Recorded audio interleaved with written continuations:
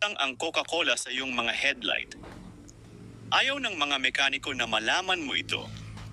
Napansin mo ba kung paano nagmumukhang luma ang iyong mga headlight sa paglipas ng panahon, nagiging malabo at dilaw? Bukod sa nakakasira ng itsura ng iyong sasakyan, maaari rin itong maging panganib sa iyong kaligtasan. Gamit ang tape, hahatiin natin ang headlight. Mahalaga ito upang maiwasan ang anumang kontrobersya.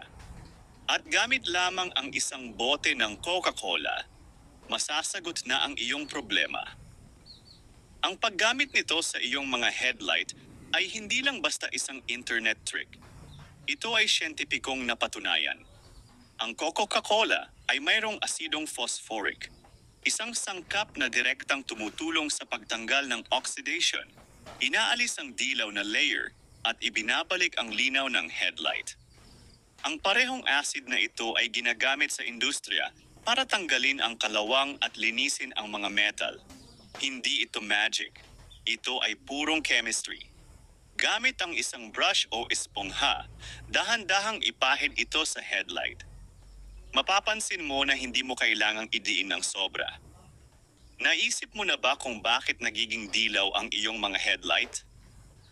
Ito ay dahil sa oxidation ng panlabas na polycarbonate layer na dulot ng sikat ng araw, alikabok at polusyon. Ang pagpapanatili ng madilaw na headlight ay maaaring magpababa ng husto sa visibility mo sa gabi na nagpapataas ng panganib ng aksidente. Ngayon, subukan na natin. Talaga bang kayang linisin ng isang bote ng Coca-Cola ang madilaw na headlight? Kumuha ng malinis at basang tela at ipahid ito ng direkta sa headlight. Kung gusto mong palakasin ang epekto, gumamit ng piraso ng aluminio foil. Ang friction ay makakatulong na tanggalin ang mas matigas na dumi. Ibuhos lang ang Coca-Cola